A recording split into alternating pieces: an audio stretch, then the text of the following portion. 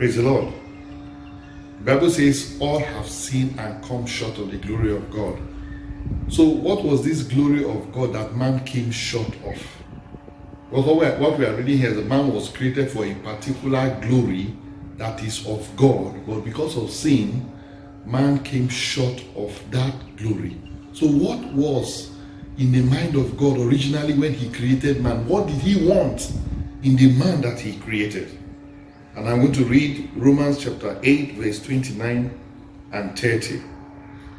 The scripture says, "For whom he did foreknow, he also did predestinate to be conformed to the image of his Son, that he might be the firstborn among many brethren.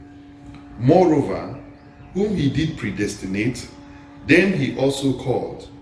And whom he called, them he also justified. And whom he justified, them he also glorified." So we can see from this passage of scripture that God intended that man whom he created will be in the glory of his Son, Jesus Christ. So the glory of the Son of God, the very glory that Jesus Christ our Lord has, is what God intended for man. That was what God wanted for man.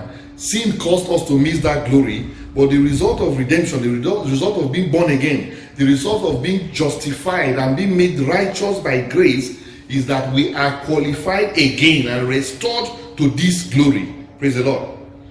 In the redemption, we become men who have the same Father with Jesus Christ our Lord. Romans chapter 8 from verse 15, the scripture says, "For ye have not received the spirit of bondage again to fear, but ye have received the spirit of adoption, whereby we cry, Abba, Father. The Spirit itself beareth witness with our spirit that we are children of God. And if children, then heirs, heirs of God, and joint heirs with Christ. If so be that we suffer with him, that we might be glorified together with him." So that was what God had in mind, to have many children, and Jesus Christ to have brothers, people that are co-heirs with him. Look at the way Jesus himself puts it in John chapter 20 verse 16 and 17. Just immediately after his resurrection, and he appeared to Mary. Mary wanted to embrace him, but Jesus said unto her, "Mary." She turned herself and said unto him, "Rabboni," which means master. Jesus said unto her, "Touch me not, for I am not yet ascended unto my Father, but go to my brethren." He addressed the disciples. He addressed you and I as brethren, as his brothers. He said, "But go to my brethren and say unto them, I ascend unto my Father and your Father, and unto my God and your God." Praise the Lord. Mary Magdalene came and told the disciples that she had seen the Lord and that he had spoken these things unto her.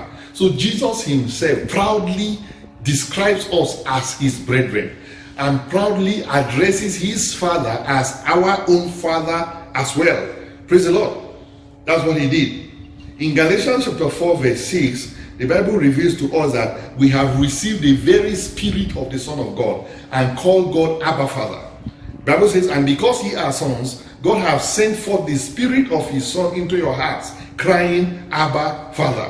Wherefore thou art no more a servant, but a son, and if a son, then an heir of God through Jesus Christ our Lord." And in Hebrews chapter 2 verse 11 and 12, Jesus himself, without any shame, proudly identifies with us as his brethren. Hebrews chapter 2 verse 11, it is written, "For both he that sanctifieth and they who are sanctified are all of one, for which cause he is not ashamed to call them brethren, saying, I will declare thy name unto my brethren, and in the midst of the church will I sing praise unto thee."